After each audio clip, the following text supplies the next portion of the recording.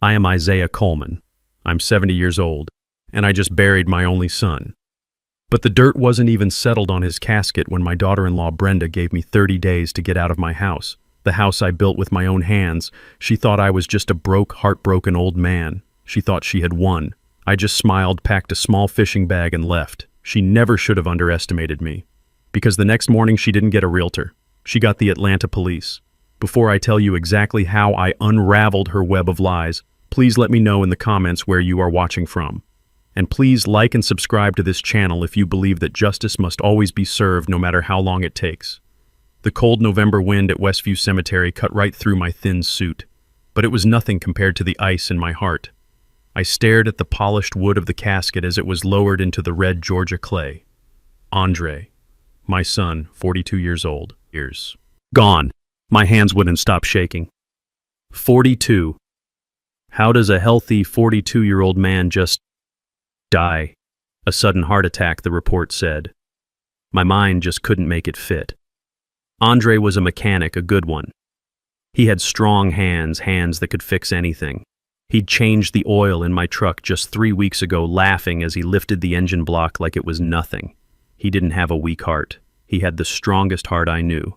Around me, my community, the friends I'd known for 50 years here in Atlanta, they were crying with me. Deacon Price put a heavy hand on my shoulder. My neighbor, Ms. Alice, was sobbing into a handkerchief. We were a family sharing this impossible grief. And then there was Brenda, my daughter-in-law. She stood next to me, but she was a million miles away. She wore a designer black dress shoes with heels too high for a cemetery and sunglasses so big they covered half her face. She wasn't crying. I watched her out of the corner of my eye. While the preacher spoke about going home to glory, Brenda was checking her watch, a sleek, expensive-looking smartwatch. I saw her thumb swipe across the screen, then the quiet click as she locked it and put it back down. Impatient. The preacher said, "Amen." My friends began to move toward me to offer one last word of comfort. I wanted to stay. I needed a minute alone with my boy. But before I could even take a breath, Brenda's hand clamped onto my arm. Her nails, perfectly manicured and blood red, dug into my sleeve. "That's enough, Zay," she whispered. Her voice wasn't filled with grief. It was sharp, annoyed. "Let's go. We have guests." I looked at her, really looked at her, and for the first time, I didn't see the woman my son loved. I saw a stranger. The reception back at my bungalow in Sweet Auburn was a blur. My house, the one I'd built with my late wife Serena, was filled with the smell of collard greens and fried chicken that my neighbors had brought over. People were talking in hushed tones, sharing stories about Andre. I saw them look at the photos on the mantle, me and Serena on our wedding day. Andre as a little boy in a baseball uniform, missing his 2 front teeth. I just sat in my old armchair, the one Serena had passed away in 10 years ago, and felt numb. One by one, the guests left. "Call us if you need anything, Zay." "We're praying for you, Brother Coleman." Finally, the house was quiet. The sun was setting, casting long shadows across the living room floor. I was exhausted. All I wanted to do was go to my room and be alone with my memories. Brenda walked in from the kitchen. She'd changed out of her black funeral dress. She was wearing jeans and a tight-fitting red sweater. She looked relieved, like a weight had been lifted. "Okay," she said, crossing her arms. "The show's over." I looked up the fog of my grief, making her words sound strange. "Show?" "The crying," she said, her voice flat, "the sad old man routine. And it's done. We need to talk." I tried to stand, my knees aching. "Brenda, I can't talk right now. I'm tired. I just buried my son." "I know," she said. "And I need you to listen. I need you to stop crying, pack your bags, and get out." The words hit me harder than any physical blow. The air left my lungs. Get out." "Yes, get out." I stood up straight, the shock cutting through my exhaustion. "Brenda, what are you talking about? This is my home. I built this house with Serena. I raised Andre in this house." Brenda actually laughed. It was a cold, sharp sound that didn't belong in this house of mourning. "No, Zay, not anymore." She walked over to the kitchen drawer. My kitchen drawer, the one where I keep the warranties and the spare keys, and pulled out a folder. She slapped it down on the coffee table in front of me. "Andre signed this 6 weeks ago," she said, tapping the top page. "It's a quitclaim deed. He signed the house over to me." I fumbled for my reading glasses, my hands shaking so badly I could barely put them on. I picked up the papers. It was legal jargon, but I saw the lines. Grantor Andre Coleman, grantee Brenda Coleman. And at the bottom, a signature. Andre's signature. But it looked wrong. It was shaky. The A was too round. I don't understand," I whispered. "Why would he do this? He would never—" "He was in debt," Brenda said, casually inspecting her fingernails. "Deep debt. We needed collateral for a loan. The house was the only thing he had of value that I could use." A lie. That was a lie. I knew it as surely as I knew my own name. I had given Andre the seed money to start his mechanic shop 10 years ago. He paid me back with interest in 5. That shop was successful. Andre didn't owe anyone a dime. He was meticulous with his money, just like his mother. "He wasn't in debt," I said, my voice quiet. "Oh, please," she scoffed. "You don't know anything about his life. You're just the old man he visited on Sundays out of pity. He was in trouble, I helped him, and he gave me the house. He wouldn't do this," I insisted, the paper trembling in my hand. "Not without talking to me." "Well, he did," Brenda snapped, her patience gone. "And now he's dead, which makes me the sole owner. And I am selling this dump. I need the money. So you have 30 days. 30 days? 30 days, she repeated, leaning in, her voice dropping to a vicious hiss. "And if you're not out by then, I will call the Atlanta police and have you thrown out for trespassing. Do you understand me, old man?" I just stared at her. This woman who my son had loved. This woman who I had welcomed into my home, who had eaten at my table. She had waited until the very day I buried my son to throw me out of my own house. I looked at the fake signature on the paper. I thought about her checking her watch at the cemetery. I thought about Andre, healthy and strong, suddenly dying of a heart attack. I thought about the lie she just told me about the debt. And in that instant, something inside me changed. The overwhelming, crushing grief didn't disappear. It crystallized. It turned from a fog into a block of ice, cold, hard, and sharp. My hands stopped shaking. My back straightened. I looked up from the papers and met her gaze. She was expecting me to cry, to beg, to fight. I just nodded, slowly. "All right, Brenda." She blinked, completely thrown. She was not expecting this. "All right, just like that. You're not going to fight.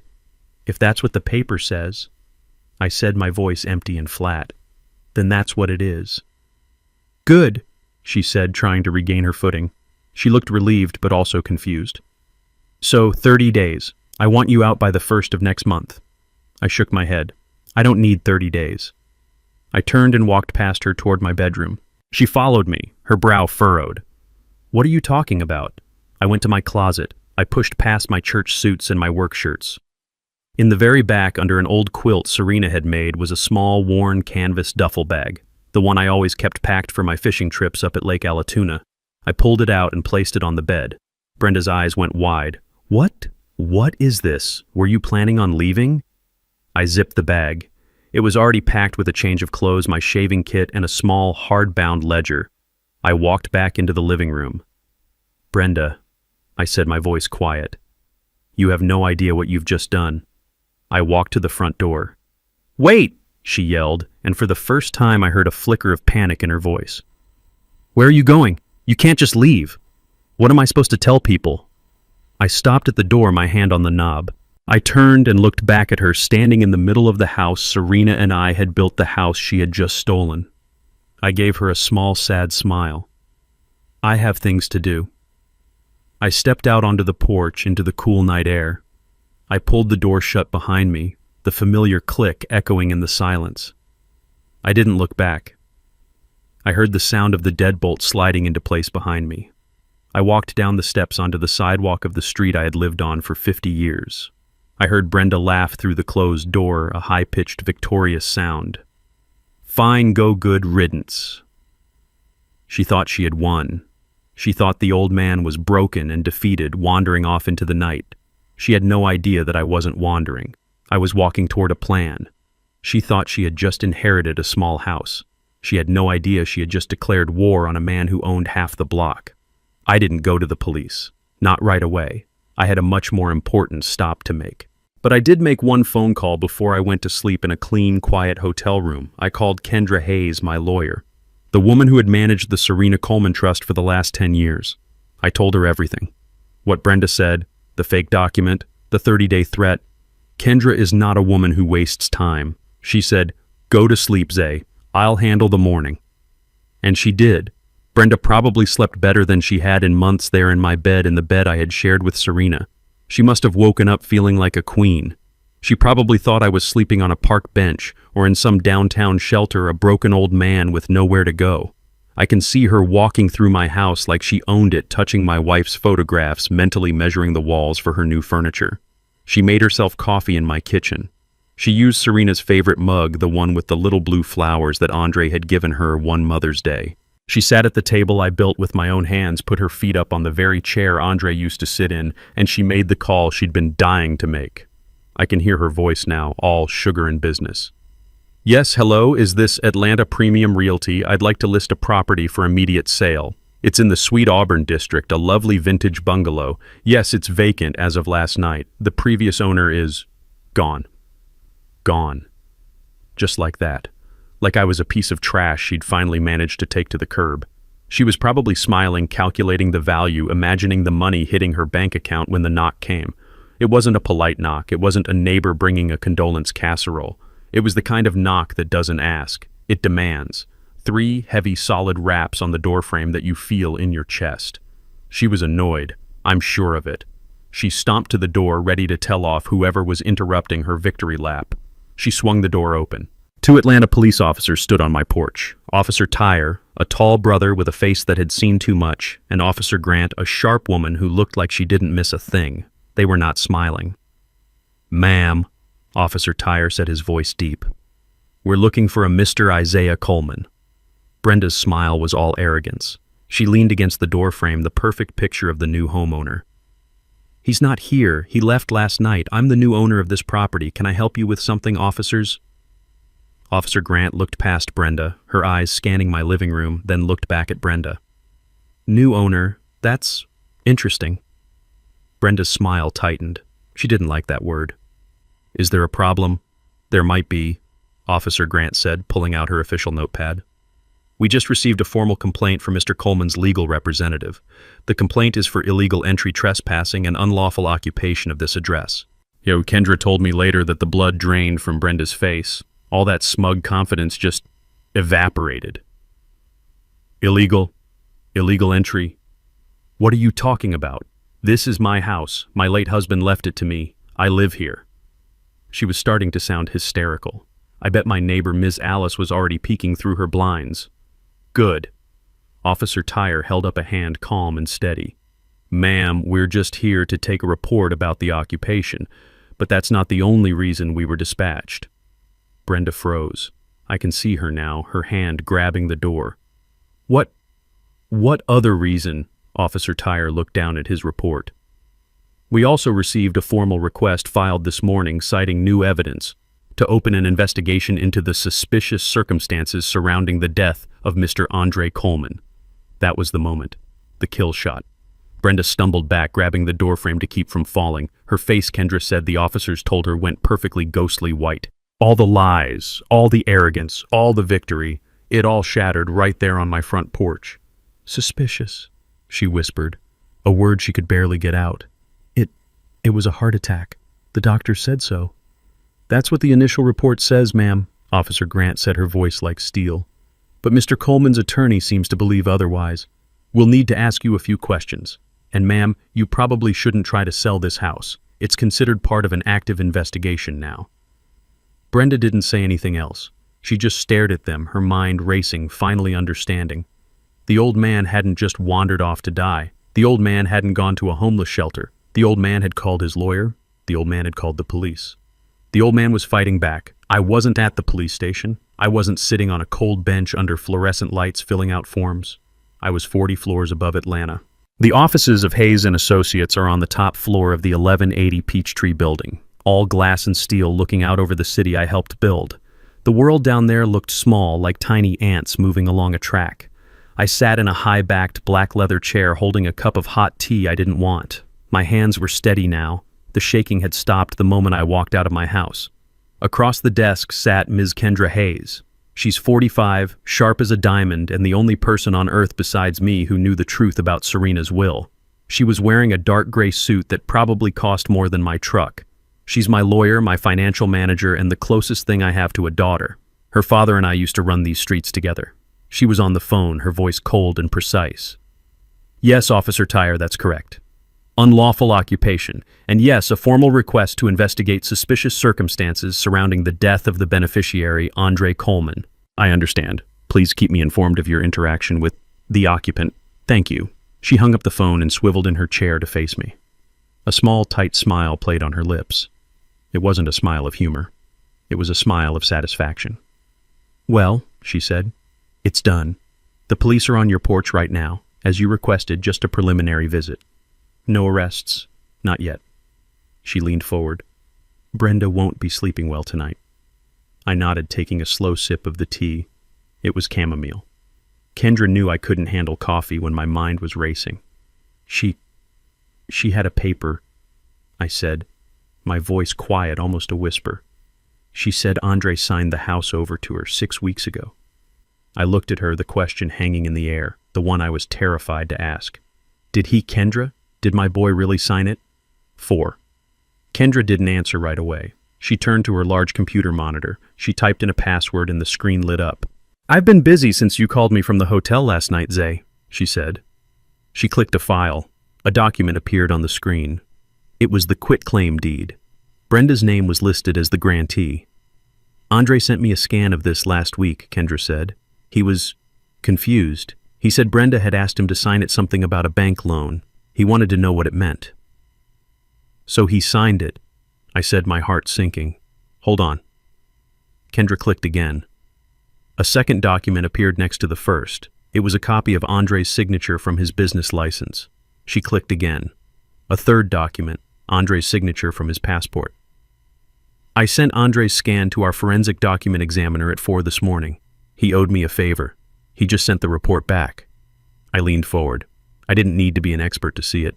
The signature on Brenda's deed was shaky. The loop on the A was too round. The C in Coleman was cramped like a child trying to stay inside the lines. Andre's real signature was bold, confident, sharp. It's a fake Zay, Kendra said softly. A forgery. And according to our examiner, it's a terrible one. Amateur. He said it looks like it was traced, but by someone with a shaky hand and a guilty conscience. A wave of something washed over me. It wasn't relief. It was a deeper, colder kind of pain. My son hadn't betrayed me, but his wife had tried to. So she forged his name. I said the words, tasting like ash. She tried to steal the house. Yes, Kendra said. She did. She closed the file. But that's not even the most important part, Zay. I looked at her confused. What's more important than fraud? Kendra leaned back, lacing her fingers together on the polished mahogany desk. Do you remember the promise you made to Serena Zay right before she passed in that hospital room? How could I forget Serena frail but her eyes still bright, grabbing my hand? Zay, she'd whispered, we built this from nothing, from dust and dreams. Don't let some girl with a pretty smile and an empty heart tear it all down. Protect our boy. Protect our work. I remember every word, I whispered. She was always right, wasn't she? Kendra smiled. She saw Brenda coming a mile away, which is why it doesn't matter if that signature was real. It doesn't matter if Andre signed that paper 1,000 times over. I frowned. Kendra, I don't follow. She reached into a drawer and pulled out a large, heavy, leather-bound document. She slid it across the desk. The gold-embossed letters on the cover read, The Serena Coleman Trust. We set this up the day after Serena's funeral, Zay. Remember, you were in a fog, but you signed the papers. We transferred every single asset, every deed, every stock portfolio, every brick of every building we ever bought. She tapped the cover. Including the bungalow on Sweet Auburn. The air in the room suddenly felt thin. I looked at Kendra and the pieces started to fall into place. The house. You, Isaiah Coleman, legally own nothing but the clothes on your back and the personal checking account I manage for you. You haven't owned that house in 10 years. The Serena Coleman Trust owns that house, and I am the executor. A slow, cold understanding settled over me. So even if Andre had signed it, it would be a worthless piece of paper. Kendra finished, a grim satisfaction in her voice. You cannot give away what you do not own. Andre knew about the trust, Zay. He sat in this very office with us when we explained it. He knew he was a beneficiary, not the owner. He knew everything was protected. So Brenda just tried to steal something that Andre couldn't even give her. She's not just cruel, Zay, she's ignorant. She was so focused on the one little 3-bedroom house she could see she never bothered to ask about the empire it was built on. I sat back, the weight of the revelation settling on me. The legal victory was absolute. Brenda was a fool. She had nothing. But the relief didn't come. Instead, a new, much darker question began to form in my mind. I looked out the window. The little ant cars were still moving. The city was still going to work. But my world had stopped. The gears were turning. The grief was clearing, and the sharp mind of the man who built that empire, the man Serena had married, was finally taking over. But Kendra, I said slowly, turning back to face her, that doesn't make any sense. What part? Andre, my son. He knew the paper was worthless. He knew about the trust. He was my heir. He was going to inherit everything. I leaned forward, my eyes locking onto hers. So why would he forge a document that he knew was useless? Why go through the trouble? Why fake a signature for a house he couldn't sign away? Why would he even show me that scan last week unless... Kendra's professional mask faded. She knew exactly where my mind was going. She leaned forward, her voice dropping to a serious low tone. That, Zay, she said, is the $20 million question. The number hung in the air between us. The true value of the Serena Coleman Trust. That's the question I've been asking myself all morning. Why would he do something so illogical? Why would he be confused about a document he knew was fraudulent? She paused, letting the silence stretch, letting me connect the last terrible dot. My blood ran cold. Unless he didn't forge it. Exactly, Kendra said. Unless Brenda forged it thinking Andre owned the house and was planning to confront him with it. Unless he sent me that scan because he was scared. Unless he knew something was wrong. She stood up and walked to the window, standing beside me, shoulder to shoulder, looking down on the city. It's all connected, Zay. The fake signature, the invented debt, the desperate attempt to secure the one asset she could see. She turned to face me, her eyes filled with a cold fire I had only seen in Serena. It's all connected to the sudden, convenient, and very timely heart attack of a healthy 42-year-old man. She didn't just want the house, Zay, Kendra said, her voice like ice. She wanted it all, and Andre, your son. Andre was just in her way. The conference room in Kendra's office was designed to intimidate. 40 floors up, one wall was pure glass looking down on the ant-like rush of Peachtree Street. The table was a single massive slab of dark wood polished so heavily you could see your reflection in it. Brenda and her new lawyer sat on one side. I knew his type. His name was Ron Soloway, and his suit was just a little too shiny. He had the overconfident look of a man who thinks he's the smartest guy in the room, especially when he thinks he's about to steamroll a grieving old man. Brenda sat next to him, back in her role as the sorrowful widow. She wore a simple black dress and kept a tissue in her hand. She wouldn't look at me. I sat opposite them, silent. Kendra Hayes sat at the head of the table, her files arranged in 3 perfect thin stacks. She was all calm, professional control.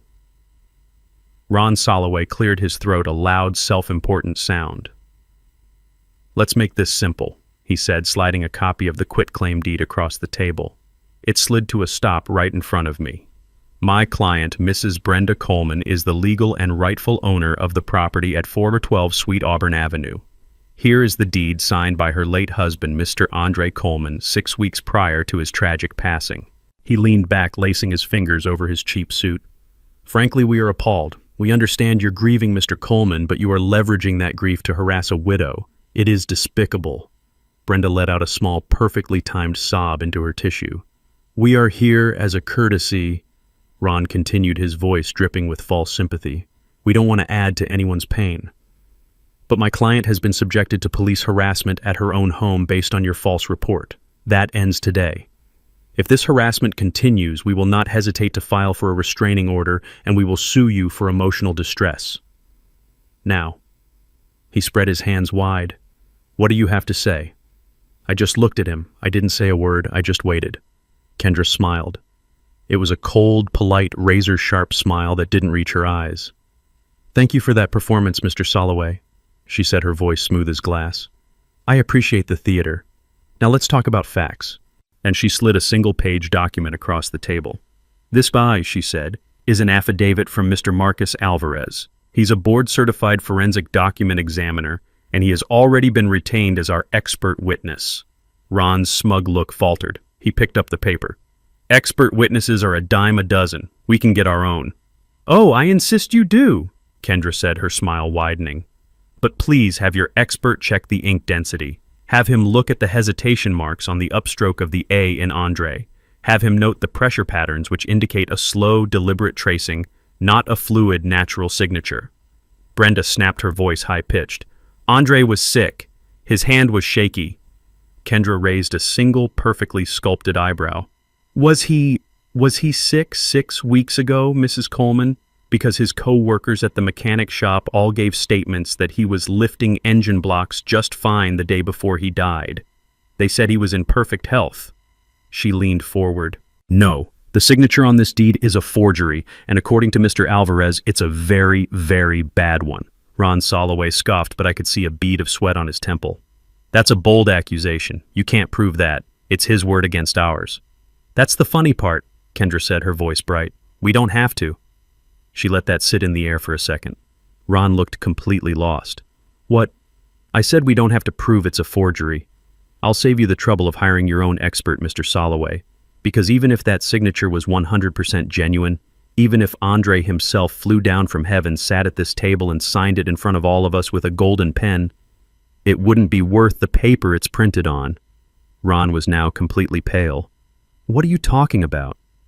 Kendra reached down and pulled out a large, heavy, leather-bound binder. It made a solid, expensive sound as she placed it on the table. The gold-embossed letters on the cover read, "The Serena Coleman Trust." "This," Kendra said, tapping the cover, "is the Serena Coleman Trust. It was established 10 years ago upon the death of Mr. Coleman's wife, Serena." She looked directly at Ron. "Mr. Isaiah Coleman, my client, does not personally own that bungalow. He hasn't owned it for a decade. The Serena Coleman Trust owns that property, and as the executor of that trust, I can tell you unequivocally, it is not for sale." Ron's jaw dropped. He frantically shuffled through his own flimsy papers. That's not possible. We ran a title search. The property is listed under Isaiah and Serena Coleman." "A common mistake for a sloppy lawyer," Kendra said, all the kindness gone from her voice. "You ran a simple $50 online search. You didn't check the transfer of assets into the trust filed in Fulton County Docket 15C884. It's all public record. If you had bothered to do your due diligence, you would have known your client's deed is worthless." Ron looked at Brenda, his face a mask of panic. He just realized his client had lied to him, had involved him in a fraud, and had just been publicly humiliated. He stammered, A trust fund? What trust fund?" He looked at me, desperate.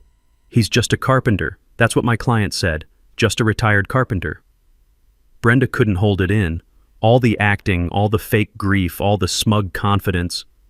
It all shattered. She stood up so fast her chair screeched on the hardwood floor and almost toppled over. "He's right," she shrieked, her voice echoing in the high-ceilinged room. The mask was gone. This was the real Brenda. "A trust fund, you're lying." She pointed a shaking, red-nailed finger at me. I hadn't said a single word. I just watched her. "He's just an old man. A retired Thomok. He lives in that dump. He wears old clothes. He doesn't have a trust fund." She was panting, her eyes wide with a mixture of rage and pure animal panic. "You're a liar. You're a broke old carpenter, and you are lying." Kendra Hayes did not raise her voice. She didn't have to. She let Brenda's shriek echo off the glass walls and fade into a stunned, heavy silence. Ron Soloway, the shiny-suited lawyer, was completely lost. He looked back and forth between Brenda and Kendra, trying to find his footing on ground that was rapidly turning to quicksand. This is irregular. If you have a trust, we demand to see the documents." Kendra simply crossed her arms. Her calm was more terrifying than Brenda's rage. "Oh, Mr. Soloway," she said, her voice dripping with pity. "You still don't get it, do you? You're still stuck on the house. You're still thinking like a small-time lawyer. You think this is about one little bungalow?" She shook her head, a slow, sad motion. "Your client yelled that Mr. Coleman is just a retired carpenter. She's right. He is. He's very proud of the work he did with his hands. He's also the man who quietly, over the last 40 years, bought up the land that those hands worked on." Kendra turned her gaze to Brenda, who was still standing panting, her face red and blotchy. "Brenda, you've been in Atlanta for what, 5 years? You see the new buildings, you see the fancy restaurants, you see the money, but you never bothered to ask who owned the land before it was fashionable." "Isaiah and his wife, Serena," Kendra said, her voice cutting through the silence, "started buying property in the old 4th Ward when no one else would touch it. They bought lots in Inman Park when it was still just warehouses and broken pavement. They believed in this city. They didn't just work in it, they invested in it." Kendra ticked the points off on her fingers. "As of this morning, the Serena Coleman Trust, which I execute, holds the deeds to 12 apartment buildings in the old 4th Ward. It owns 3 commercial blocks in Inman Park. It also—" She paused, gesturing around the opulent room. "Owns the land this entire skyscraper is built on. We are their tenants." Brenda's face went from red to a sick, chalky white. Her knees seemed to buckle. Ron Soloway made a small choking sound like he'd swallowed his own tongue. I had been silent this whole time. I had watched this woman who married my son, this woman who checked her watch at his funeral, this woman who tried to throw me out of my home. I watched her realize the truth. Now it was my turn. I leaned forward, placing my hands, a carpenter's hands, rough and calloused, on the polished table. It was the first time I had spoken. My voice was quiet, but in the dead silence of that room it sounded like a hammer blow. "We lived simply," I said. Brenda flinched as if I had shouted. "My wife Serena and I, we didn't believe in showing off. We didn't wear fancy clothes, we didn't drive expensive cars. We didn't need to. We believed in building. We believed in work." I looked right into Brenda's terrified eyes. "My son Andre, he knew this. He knew all of it. I was teaching him how to manage the assets, how to read the ledgers, how to be a good steward of what his mother and I had built. He was my heir," I said, letting the words land. "He was in training to take over the entire portfolio, an estate Brenda valued at roughly $20 million. Thwump. Brenda didn't just sit down, she collapsed. She fell back into her chair, her mouth wide open, a soundless oh of pure, unadulterated shock. All the air, all the fight, all the venom just vanished. $20 million. She had married a $20 million heir, and she never even knew it. She had been so focused on stealing his car that she never realized he owned the whole dealership. She had tried to forge a deed for a $300,000 house, not knowing he was set to inherit an empire. The look on her face, it wasn't just shock. It was the agony of a lifetime of greed, realizing what it had missed. Ron Soloway was just staring at me, his cheap legal pad forgotten. He looked like he was going to be sick. "So you see," Kendra continued, her voice sharp again, picking up right where I left off. "We really don't care about that little house on Sweet Auburn. You can't have it, obviously. The trust will take possession by the end of the day. But the house," she waved a dismissive hand, "is no longer the point." Brenda looked up confused, her mind still reeling from the numbers. What's the point?" Kendra leaned all the way across the table, her eyes like chips of black ice. "The point," she said, "is that we are very, very interested in why you felt the need to forge your husband's signature.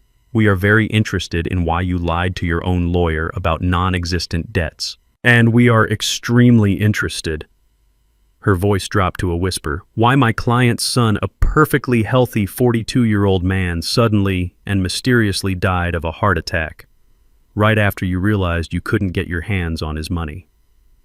The panic that flashed across Brenda's face was no longer about money. It was about something else entirely. It was the terror of being caught. I don't know what you're talking about, she stammered, grabbing for her bag, her eyes darting to the door. His death was a tragedy. It was an accident. It was his heart.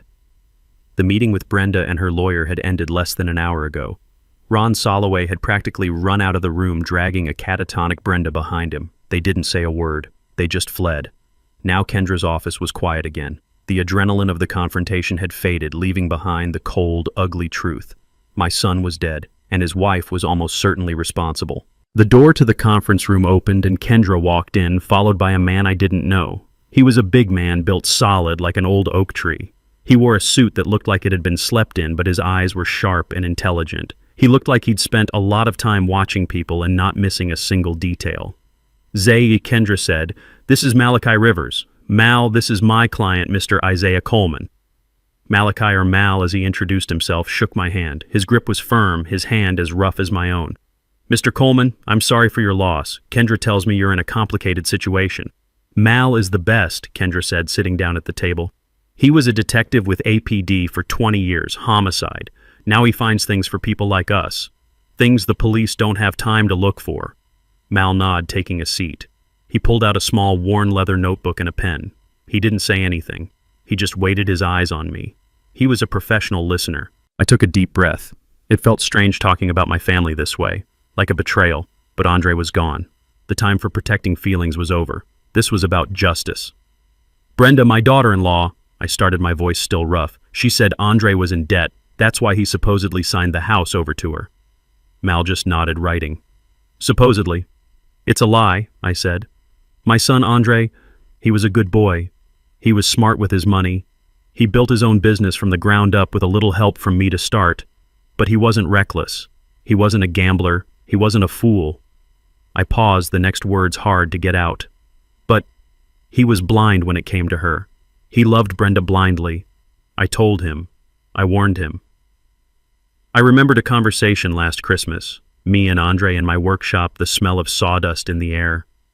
"Son," I'd said, "that woman of yours, she spends money like it's water. And her eyes, they're hungry." Andre had just laughed. "Aw, Pop, you're just old-fashioned. Brenda's ambitious. She just likes nice things. There's no harm in that." No harm. I pushed the memory down. "I warned him," I repeated to Mal. "He didn't listen. Now she says he was in debt. I want to know the truth. I don't believe my son was in debt. I believe she was. I want you to check her finances. Her, not him." Malachi wrote in his notebook. "Check the wife's financials. Debts, gambling, credit cards. Got it." Kendra leaned forward, taking over. Her voice was pure business. "Mal, the situation is this. Brenda produced a forged quitclaim deed for Mr. Coleman's house. She did this after her husband's sudden death from a reported heart attack. She believed Mr. Coleman was a retired carpenter with one house. She just found out today that he is in fact the principal of a $20 million trust, and that her late husband was the sole heir." Malachi's face didn't change, but his pen stopped moving for just a second. He looked up at Kendra. "20 million. Exactly," Kendra said. "And she didn't know about it, which means she was desperate enough to commit fraud and possibly murder for a $300,000 house." "That's a hell of a motive," Mal said quietly. "It gets better," Kendra continued. "Andre had already filed for divorce, and he signed a new will 3 days before he died, cutting her out completely." Malachi let out a low whistle. "So she knew she was about to be left with nothing. No house, no husband, and I'm guessing a lot of bills." "That's what we need you to find," I said, my voice firm. "Brenda said Andre was in debt. I say she was. Find that debt. Find out who she owed. Find out how desperate she really was." Kendra handed him a file. "Here's everything we have on her. Social security number, bank accounts, we know of her car, her workplace. I want to know everything. I want to know what she ate for breakfast. I want to know every call she made. I want to know if she bought any unusual chemicals.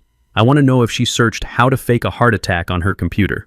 Kendra," I added, "I want to know why she would do this, why she would throw it all away. She had him. She had my son's love. Why wasn't that enough?" Malachi Rivers closed his notebook. He looked at me, and for the first time I saw something in his eyes beyond professionalism. I saw the eyes of a man who had also seen the worst of people. Mr. Coleman, he said, his voice deep and steady. In my experience, for people like her, it's never enough. Love doesn't pay the bills. Not when the bills are from a bookie. He stood up, tucking the file under his arm. I'll start with her financials.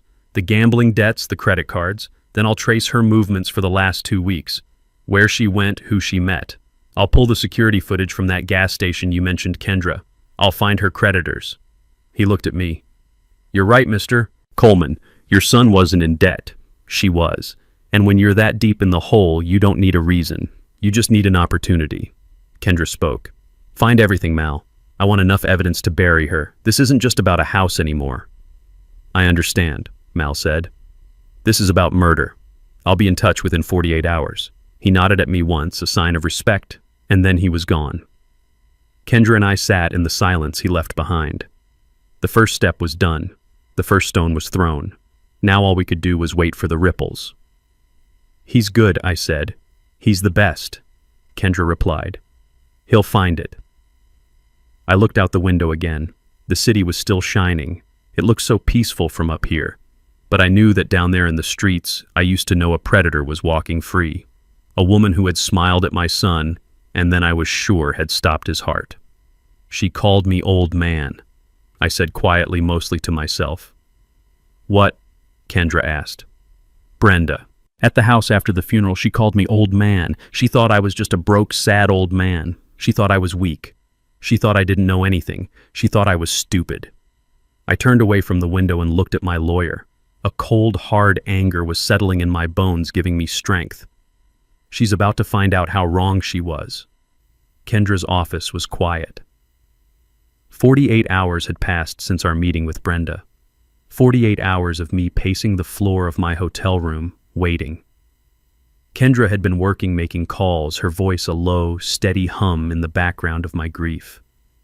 I had just sat in that quiet hotel, staring at the Atlanta skyline, thinking about Andre. Thinking about 42 years. Malachi Rivers was punctual. At exactly 9 o'clock, he knocked once and entered Kendra's office carrying a thin briefcase and that same worn leather notebook. He looked tired, but his eyes were sharp. He nodded at me, and Kendra sat down and opened his file. He didn't waste time on pleasantries. Mr. Coleman, Ms. Hayes, he began, his voice a low rumble. You asked me to find out if Brenda Coleman was in debt. And was she? I asked, my voice rough. Malachi looked at me. Mr. Coleman, your daughter-in-law wasn't just in debt. She was drowning in it. You said she was acting like a grieving widow. That's the role she's playing, Kendra said, her hands steepled on the desk. Well, Malachi said, her grief took her on a road trip. The day after the funeral, the day after she drove her car a car, Andre paid for 5 hours north. He slid a glossy photograph across the polished table. It wasn't a file photo. It was grainy, taken from a distance. Brenda. She was standing at a blackjack table, a stack of chips in front of her. She wasn't crying. She looked desperate, her eyes glued to the cards. Where is this? I asked, my stomach turning. The main floor of the Horseshoe Casino in Cherokee, North Carolina, Malachi said. Taken 12 hours ago, she was there all night. And she wasn't just gambling, she was losing, badly. He slid a second photo over. This one was outside under the harsh yellow lights of the casino entrance. Brenda was backed against a column, looking terrified. Standing in front of her was a large, imposing man in a cheap suit. He was smiling, but it wasn't a nice smile.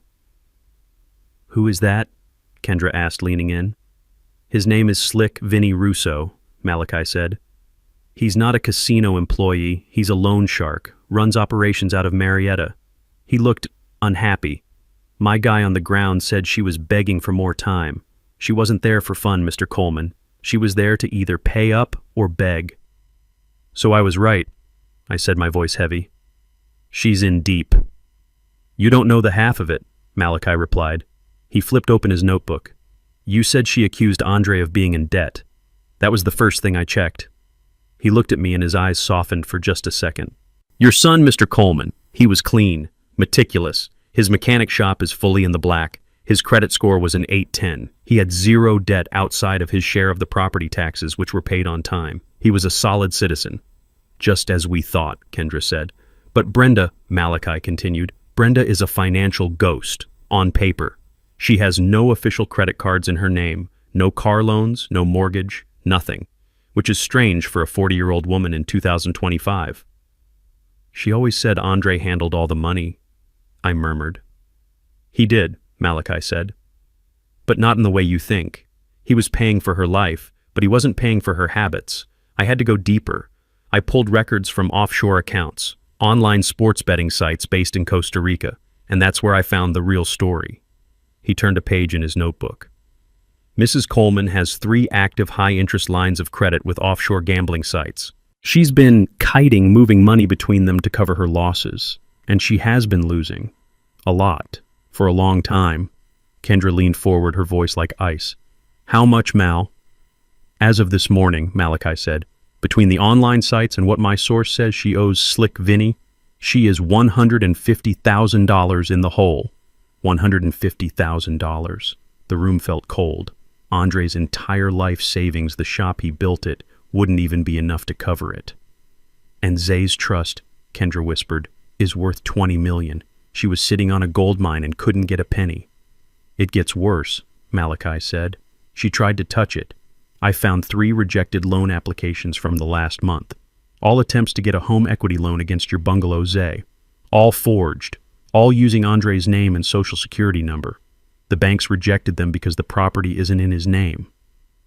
So she faked the deed, I said, the pieces clicking into place. She faked the deed thinking she could use the house as collateral to pay Vinny. She must have thought the trust was just some legal nonsense she could bypass. Exactly, Malachi said. She was desperate. She was out of time. She was trying to get any asset she could. But Andre found out. Kendra looked up. The argument. You found the security footage. I did, Malachi said. He pulled a small laptop from his briefcase and turned it around. From the BP station on Howell Mill Road, the night he died. The call to 911 was made from their apartment at 10:03 p.m. This footage is from 9:15 p.m. He pressed play. There it was. Andre's familiar blue Ford truck parked under the bright buzzing lights of the gas station. Andre was in the driver's seat. Brenda was in the passenger seat. There was no audio, but we didn't need any. The scene inside that truck was violent. Andre was yelling, his face dark with a rage I had never seen in my son, not once in his entire 42 years. He was shaking, his whole body rigid. Brenda was screaming back at him, her face twisted and ugly. My God, I whispered, my hand coming to my mouth. What's that in his hand? Kendra asked, pointing at the screen. Watch, Malachi said. Andre roared something we couldn't hear. He took a thick stack of papers and threw them, hurled them right into Brenda's face. The white pages exploded in the cab, scattering across the dashboard and her lap like confetti. Brenda recoiled as if she'd been slapped. Then she started screaming back, pure fury, trying to gather the papers, her hands grabbing at them. Andre just pointed a finger in her face, his arms straight and shaking, yelling. Then he slammed both hands on the steering wheel so hard the whole truck rocked. He was telling her it was over. I knew my son. That was the end. Malachi paused the video. He drove off 2 minutes later. Less than an hour after that, Brenda called 911 to report her husband was unconscious and not breathing from a heart attack. I stared at the frozen image of my son's angry, betrayed face. The papers. What were those papers, Mal? Was it the forgery, the gambling debts? That's what I assumed, Malachi said.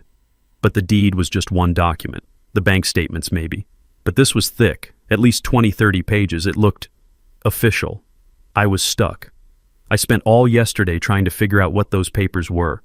I couldn't find anything. But you found something, I said. It wasn't a question. I did, Malachi replied. I started thinking.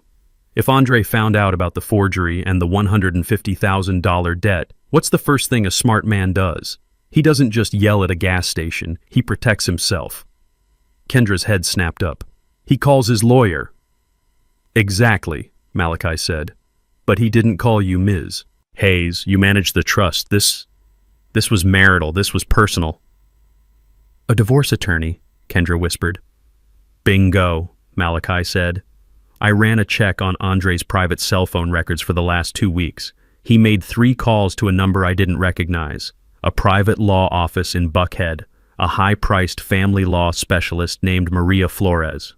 Very discreet. Very expensive. A divorce lawyer, I said the word, feeling strange on my tongue. Andre, he was finally leaving her. A terrible aching sadness mixed with a sharp relief. He was getting out. It looks that way, Mr. Coleman, Malachi said. I went to that office this morning. I showed Ms. Flores my credentials, explained the circumstances. She was hesitant, citing attorney-client privilege. But when I mentioned the words suspicious death and $20 million trust, she became much more cooperative. Malachi reached into his briefcase and pulled out one last file. It was a thin, legal-sized envelope. He slid it across the table. "What is this?" Kendra asked, her hand resting on it. "Those," Malachi said, "are the papers Andre threw in her face." My hand trembled. Kendra opened the flap and pulled out the contents. "My God, Zay," she whispered. She laid them on the table. The first one was a petition for divorce, filed 2 days before he died. The second one was a new will. The lawyer said Andre was incredibly proud of it. Malachi said, his voice quiet. He signed it, had it witnessed and notarized just 3 days before he died. He was protecting his assets. He was protecting you, Mr. Coleman. I reached out and touched the paper. It was Andre's new will. It was simple. It was 1 page. It revoked all previous wills, and it stated in clear, bold type that 100% of his personal estate, his business, his truck, his savings, everything outside of the Serena Coleman Trust was to be left to his father. Isaiah Zay Coleman. Brenda's name was nowhere on it. I looked at Kendra and she looked at me. The final terrible piece of the puzzle clicked into place. Brenda didn't just know she was in debt. She knew she was being cut off. She knew she was being divorced. She knew she was being disinherited. She wasn't just losing a house. She was losing everything. And on that night at that gas station, Andre had handed her the proof. He had handed her, I realized with a sickening lurch, her own motive for murder. Malachi sat across from me in Kendra's glass-walled conference room. The file in his hand was thin, but it felt as heavy as a tombstone. $150,000. Malachi said, his voice a low rumble that seemed to shake the polished table. That's my conservative estimate. It's probably more. I just nodded. The number didn't shock me. It just fit like the last piece of a puzzle I never wanted to solve. Slick Vinny Russo doesn't like to be kept waiting, Malachi continued. He'd given her until the end of the month. That was 5 days from the day Andre died. She was out of time and out of options. Kendra, who had been standing by the window looking down at the city, turned around. Her face was grim. Which brings us to these, she said, walking back to the table. She was holding a manila envelope. It was not from her files. It was from the outside. Maria Flores, the divorce attorney Malachi found, gave these to me this morning. She said Andre was agitated when he came to her. He was angry, but he was also terrified. He told her he thought Brenda was capable of anything. My hands clenched on the table. He was right, Kendra said softly. Ms. Flores said that after Andre signed the documents, he asked her to hold the originals. He said he was going to give Brenda copies. He wanted to do it in person. He said she needs to see that it's real. She needs to know it's over. Kadindra looked at me. These, she said, tapping the envelope, are the originals. These are the papers Andre threw in his wife's face less than an hour before she called 911. My breath caught in my throat. I watched as Kendra's slim, steady hands opened the flap and slid 2 documents out. She pushed the first one toward me. I didn't need my reading glasses to see the large, bold letters at the top.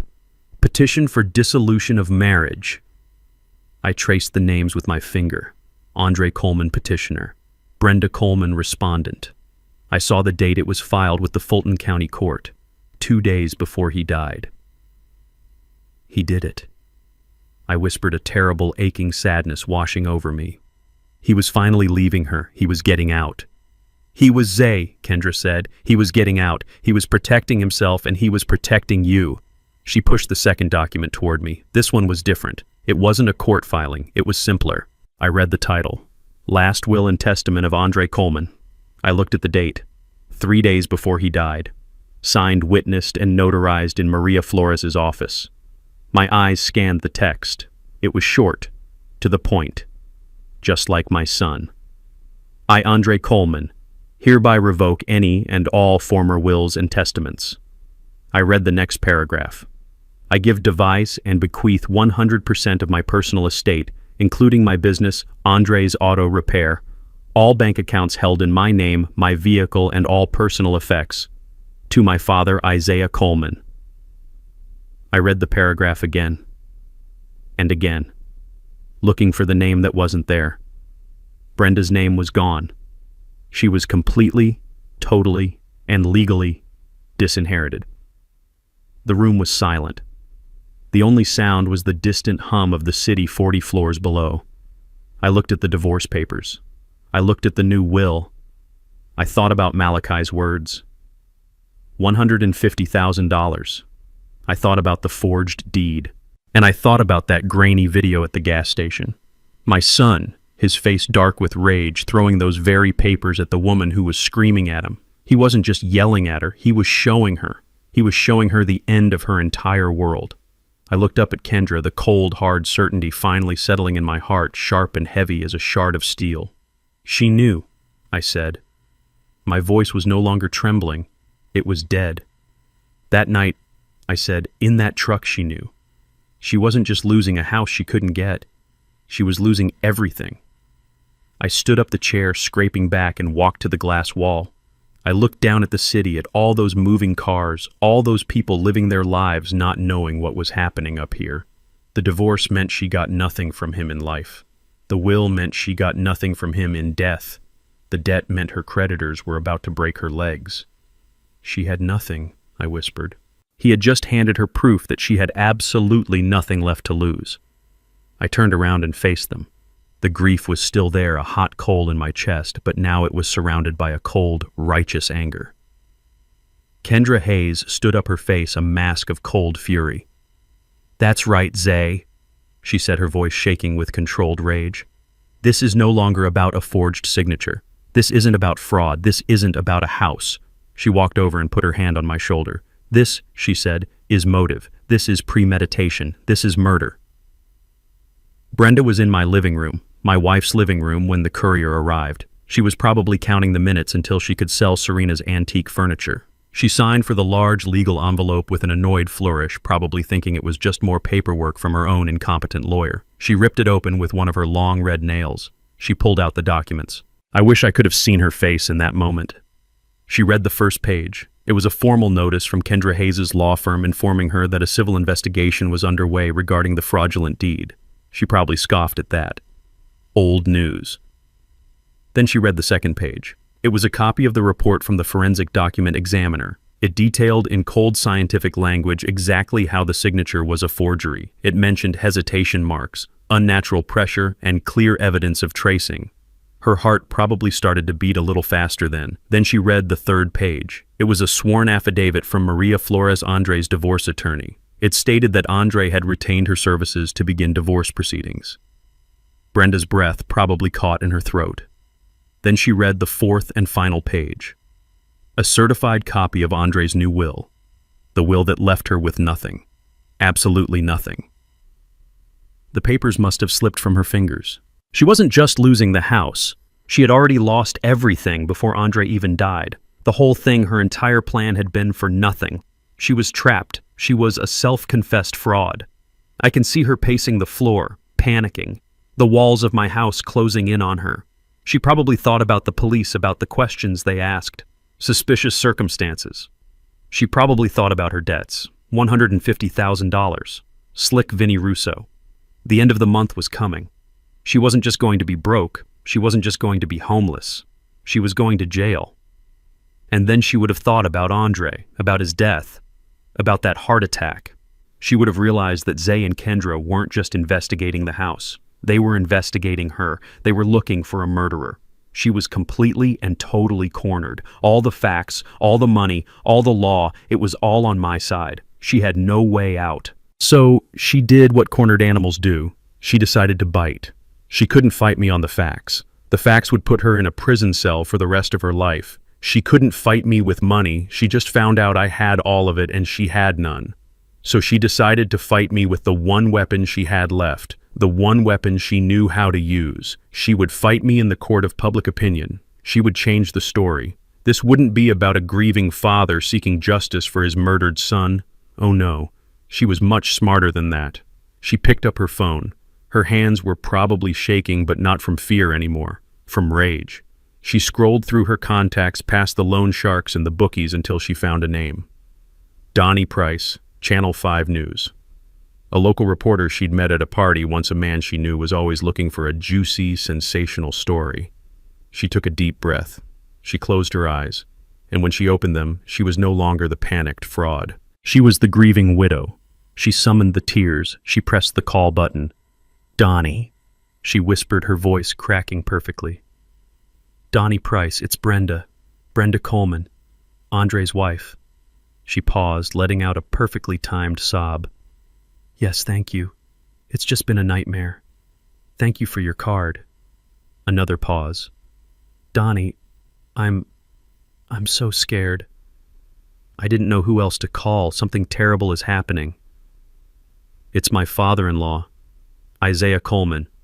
Yes, the one who owns all that property. He's trying to take everything from me, Donnie. I'm a widow. My husband has only been in the ground for 2 days, and he's trying to throw me out on the street. He's saying I forged papers. He's saying I'm a criminal. She was crying for real now, I'm sure, tears of pure manipulative genius. I don't know what to do. I'm just a grieving white woman, Donnie, and he's this rich, powerful black millionaire, and he's trying to destroy me.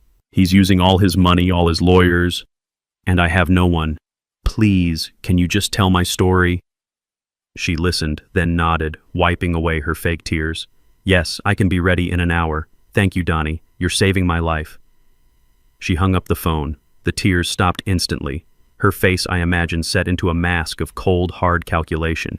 She couldn't win in a court of law, so she was going to put me on trial on the 6 o'clock news. Let's see how Atlanta likes that story, old man, she probably whispered to the empty, silent house. Let's see them turn against the poor, grieving widow. I was in my hotel room when Kendra called me. She didn't say hello. She just said, "Turn on Channel 5, now." I fumbled for the remote, my hands shaking. The hotel television flickered on. The 6 o'clock news. There was my house, my porch. The porch Serena and I had spent thousands of nights on, watching the world go by. And there was Brenda. She looked small, fragile. She was wearing a simple white blouse, no makeup. Her hair was pulled back. She looked like a victim. She was dabbing her eyes with a crumpled tissue as she spoke to the reporter Donnie Price. His face was a mask of professional concern. I just don't know where else to turn, Brenda whispered, her voice cracking perfectly. My husband Andre, he's only been gone for a few days. She broke down a sob catching in her throat. The camera zoomed in on a single tear rolling down her cheek. The reporter put a hand on her shoulder. Mrs. Coleman, you made some very serious claims. Can you tell us what is happening? Brenda took a shaky breath. It's my father-in-law, Isaiah Coleman. She said my name like it was a curse. He's trying to throw me out of my home. The reporter looked shocked. He's evicting you just days after you buried his son. Yes, she cried, the tears coming faster. He's a very wealthy man, a real estate millionaire. He owns half of Atlanta, and I'm just a widow with nothing. And he wants to take the one thing my husband Andre left me, this house. I couldn't breathe. I was just staring at the screen. She was brilliant. She was a monster, but she was brilliant. He never liked me, she continued, looking right into the camera, into the eyes of every person in Atlanta watching. He never thought I was good enough for Andre. He never accepted our marriage. She paused, as if gathering the courage to say the next part. Maybe it's because I'm not from his world. I'm just a simple white woman from Marietta. I don't have his power. I don't have his money. There it was. She did it. She actually did it. And now that Andre is gone, she sobbed, there's no one left to protect me. He's punishing me for loving his son. What am I supposed to do? What can a lonely, grieving white widow do against a powerful, wealthy man like that? He has teams of lawyers. I have nothing. Just my husband's memory. And he's trying to steal that too. The reporter Donnie Price looked directly into the camera, his face filled with outrage. "A shocking accusation. Mrs. Coleman, are you saying you're being forced out onto the street?" "He gave me 30 days, she whispered as if the words were too painful to say. 30 days. Right after the funeral. He told me to get out. He wants me gone. Please, somebody help me." The screen cut back to the news anchor in the studio, her face a mask of disbelief and sympathy. "A truly heartbreaking story. We've reached out to Mr. Isaiah Coleman's representatives for a comment but have not yet heard back." Kendra's phone buzzed in my hand. I had thrown mine against the wall. Her office line, her cell phone, my hotel phone. They were all ringing. A storm had just broken over my head. Kendra clicked off the television with the remote. The silence in her office was deafening. She looked at her buzzing cell phone on the desk. The screen was lit up. It was a local news blog. The headline read, "Grieving Widow versus Atlanta Millionaire." She looked at another one. "Sweet Auburn land baron tries to evict white daughter-in-law." "She did it," I said. My voice was dangerously quiet. "She's standing on my porch in front of my house, a house Serena and I built with our bare hands. And she's telling the world I'm the monster." I stood up and walked to the window, looking down at the city. My city. After what she did, after killing him, she dares to use her skin color against mine as a weapon. I turned from the window, my hands clenched so tight my knuckles were white. She's telling them I'm the powerful black millionaire oppressing the poor little white woman in Atlanta, Georgia. She knows exactly what she's doing. "Yes, she does," Kendra said, her voice calm. "Get on the phone," I ordered. "Call the station. Call every station. We'll tell them the truth. We'll show them the will, the divorce papers, the $150,000 gambling debt. We'll destroy her." Kendra held up a single steady hand. "No." The word stopped me cold. "No. What do you mean, no? She is slandering my name. She is destroying my reputation. She is painting me as a racist monster." "Zay, listen to me," Kendra said, her voice cutting through my rage. "This is exactly what she wants. She's cornered. She has no facts. She has no case. She can't win in a court of law, so she's trying to win in the court of public opinion. She wants a media fight," Kendra continued. "She knows if we jump into this mud pit with her, we just get dirty. We will look like we're attacking the poor grieving widow she's pretending to be. We would be proving her point. So we just let her," I roared. "We let her do this. We let her talk," Kendra said, a cold, hard smile forming on her face. "We let her go on every show that will have her. We let her cry her fake tears all over Atlanta. We let her lie and lie and lie again." "Why?" I demanded. "Because she's not just lying, Zay. She's committing perjury before she even gets to the stand. Every single word she says on television is another lie we can disprove with facts. She is building our case for us. She is hanging herself with her own tongue." She picked up her phone. "Malachi is still working. He's not looking for gambling debts anymore. He's talking to the coroner's office. He's pulling the 911 call. He's finding the money trail." Kendra looked at me, her eyes as fierce as Serena's ever were. "Brenda thinks she's playing checkers on the 6 o'clock news. We are playing chess in a federal courthouse. So let her talk. Let her slander you. Let her cry to the entire city."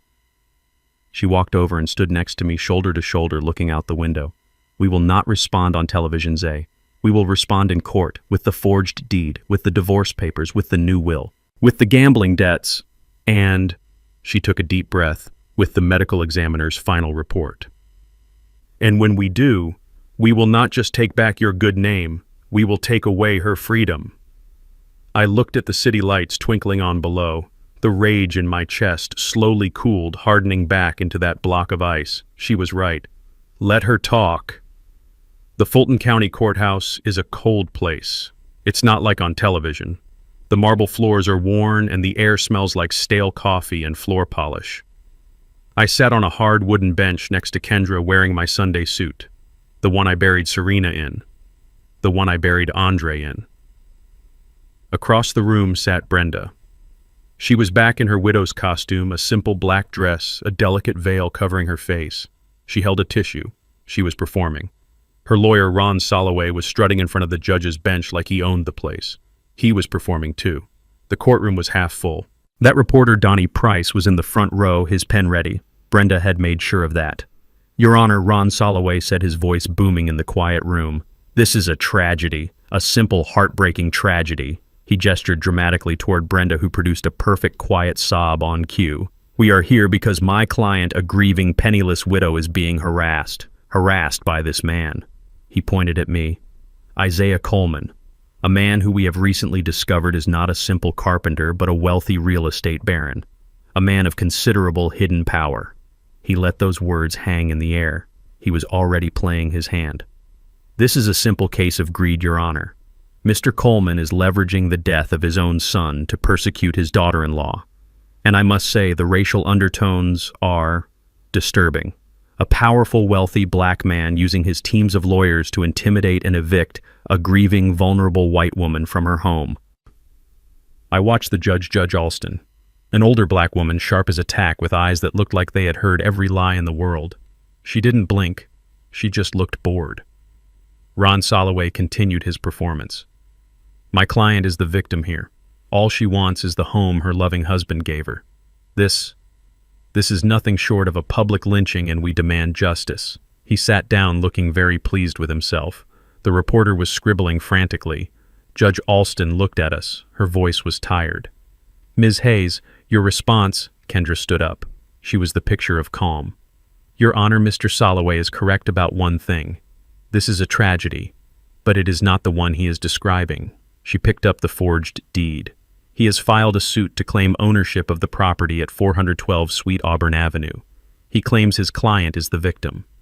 Kendra placed the paper back down. We are not here to debate the ownership of that house, Your Honor. In fact, we move for an immediate summary dismissal of this entire case. Ron Soloway shot up from his chair. On what grounds we have a deed? It is a valid legal document. Judge Alston fixed him with a cold stare. Sit down, Mr. Soloway. You will wait your turn. She looked back at Kendra. On what grounds, Ms. Hayes? Kendra's voice was clear and sharp as glass. On the grounds that the suit is frivolous, Your Honor. The grantor, Mr. Andre Coleman, had no legal authority to sign that deed, because neither he nor his father, my client, owns that property. Ron Soloway's mouth dropped open. What? The property at 412 Sweet Auburn, Kendra continued, like all of Mr. Coleman's properties, was placed into a protected, irrevocable trust, the Serena Coleman Trust. It was established 10 years ago. Mr. Isaiah Coleman is the beneficiary. I am the executor. Andre Coleman could not give away a house he did not own. Brenda's lawyer was completely lost. That's not possible. We ran a title search. The property is listed under Isaiah Coleman. A common mistake for a sloppy lawyer, Kendra said, her voice cutting. You ran a $50 online search. You didn't check the transfer of assets into the trust filed in Fulton County docket 15C884. It is all public record. If you had bothered to do your due diligence, counselor, you would have known your client's deed is worthless. Ron Soloway was white as a sheet. He looked at Brenda, his face a mask of panic. He just realized his client had lied to him, and he had just embarrassed himself in front of a judge. Judge Alston looked at him over her glasses. Is this true, Mr. Soloway? Did you check the trust filings? Ron stammered. We were not aware. The judge slammed her gavel. The sound cracked through the room. Then this case is dismissed. We are done here. Brenda looked at Ron, her face twisted in confusion and rage. What does that mean? What just happened? Ron was packing his briefcase, his hands shaking. It means you lost the house. But Kendra wasn't finished. She didn't sit down. Your Honor, she said, before we are dismissed, Mr. Soloway, on behalf of his client, publicly accused my client of harassment and malicious intent. He did this on television, and he did it again in this courtroom. My client's reputation has been slandered. The truth must be entered into the record. Judge Alston sighed. Ms. Hayes, the case is dismissed. I understand, Your Honor, Kendra said, her voice firm. But the reason for this fraudulent deed is now part of an active criminal investigation. The press is here. The public is here. The truth must be heard. The judge looked at the reporter, then at me, then back at Kendra. You have 2 minutes, Ms. Hayes. Make them count. Kendra smiled. Thank you, Your Honor. She turned slightly, facing not just the judge, but the whole room. Mr. Soloway claims his client is a penniless widow. He is half right. She is penniless. but not because my client is greedy. Kendra held up a new file. She is penniless because she has a $150,000 gambling debt owed to Mr. Vinny Russo of Marietta. Brenda gasped. Ron Soloway objected, but the judge just waved him into silence. She was desperate, Kendra continued, which is why she forged the deed. She knew she couldn't ask her husband for the money. Why? Because Mr. Andre Coleman had just served her with these. Kendra held up the second document. A petition for divorce. He was leaving her. A wave of murmurs went through the courtroom. The reporter was writing so fast I thought his pen would catch fire. Brenda Coleman was about to be divorced, exposed, and left with nothing but her debts. Andre knew exactly who he was married to, which is why 3 days before he died, he signed a new will. Kendra held up the third document. A will that explicitly disinherits his wife Brenda and leaves 100% of his personal estate to his father, Isaiah Coleman. The room was in total shock. Brenda finally found her voice. It wasn't a whisper. It was a raw animal scream. "Liar, you are a liar. He loved me. He would never..." Judge Alston slammed her gavel again and again. "Order, order in this court. Mrs. Coleman, control yourself, or I will have you removed." Kendra waited. She waited until Brenda's screams turned into hysterical sobs. Then her voice dropped, becoming deadly quiet, but it carried to every corner of the room. "She's right about one thing, Your Honor. Andre isn't here to tell us. She made sure of that." "Objection," Ron yelled on his feet. "Slander. My client is the victim." "It is not slander," Kendra said, "when it is a fact, Your Honor, because of this clear financial motive. The divorce, the disinheritance, the debt. We petitioned the state for a full autopsy. We had Andre Coleman's body exhumed last week." Brenda froze. Her sobs stopped. She looked up, her face a mask of pure terror. Kendra held up the last, thickest file. "I have here the final report from the Fulton County Medical Examiner. Andre Coleman did not die of a heart attack. His heart was perfectly healthy." I watched Brenda. Her eyes were wide. She wasn't breathing. "He died," Kendra announced, "of massive systemic internal bleeding, caused by lethal doses of warfarin, rat poison, administered in his coffee over a period of several weeks. A slow, agonizing, painful death." Kendra Hayes, my protector, my wife's legacy, turned from the judge. She looked directly at Brenda. Her voice rang out clear and final. "You didn't just lose the house, Brenda. You murdered him." Brenda collapsed. It wasn't a faint. It was a complete breakdown. A wail came out of her, a sound of pure damned guilt. Ron Soloway just sat there, his career and his life flashing before his eyes. And then I saw them, the same two officers who had stood on my porch, Officer Tyre and Officer Grant. They had been standing quietly at the back of the courtroom the entire time. They began to walk forward. They walked past the gasping reporter. They walked past the shocked crowd. They walked right up to the defense table where Brenda was sobbing hysterically, screaming, "No, no, no, he's lying. They're lying." Officer Tyre put his heavy hand on her shoulder. "Brenda Coleman, you are under arrest for the first-degree murder of Andre Coleman." The reporter's camera flashed a blinding white light. Brenda screamed as they pulled her to her feet, twisted her arms behind her back, and snapped the handcuffs on. "It was him!" she shrieked, pointing a shaking finger at me. "It was the old man. He set me up. He framed me. He killed his own son." But no one was listening. They dragged her out of the courtroom, her screams echoing down the marble hallway.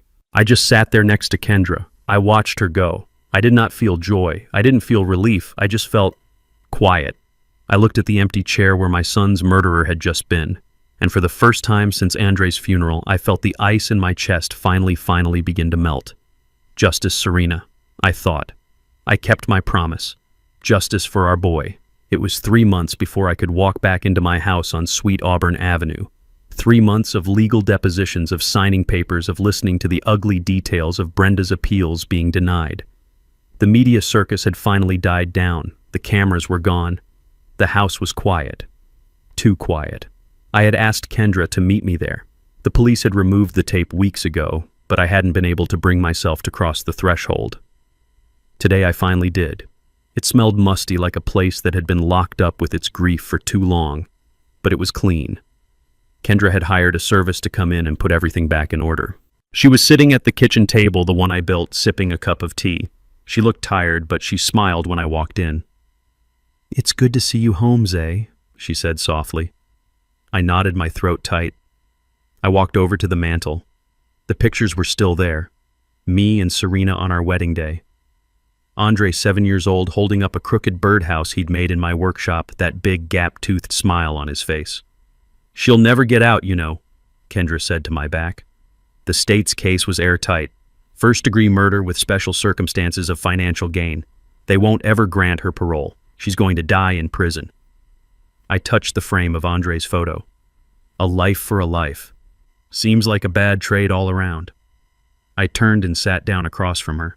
The kitchen was just as I'd left it, except for a large roll of paper spread out on the table. Blueprints. Kendra looked at them, then at me.